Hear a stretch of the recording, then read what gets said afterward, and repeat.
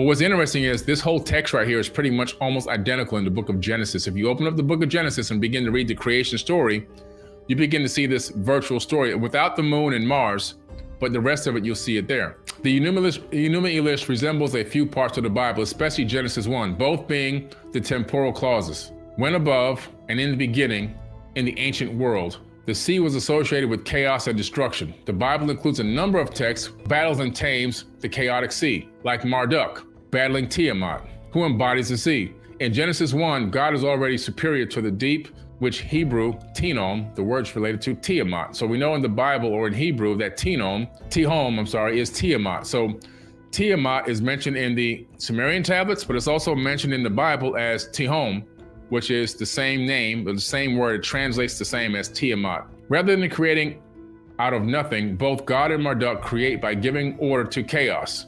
Marduk, now why Marduk? Why is his name in there? Well, the original name is not Marduk in the original version of the Enuma Elish.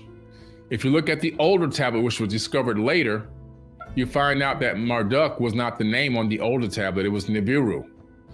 And when Marduk was ruling over the earth, Amun-Ra, he decided to change the name of Nibiru to Marduk in a newer tablet, still thousands of years old, but not as old as the super ancient tablet that was discovered, right? Which for Marduk means creating out of Tiamat's corpse.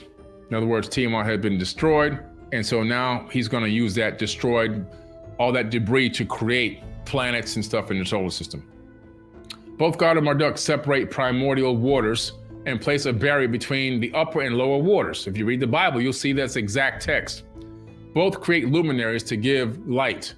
Genesis 1 occurs over 7 days, and the Enuma Elish is told across 7 tablets. Then he says, on the 6th day, God creates humans, which Marduk does in the 6th tablet of the Enuma Elish. While God marks humans as special by making them in God's image, Marduk has man created from the blood of a slain God. God orders humans to work and care for the earth. Marduk assigns work for the gods to humans, and so the gods can rest. So basically, it's the same exact story.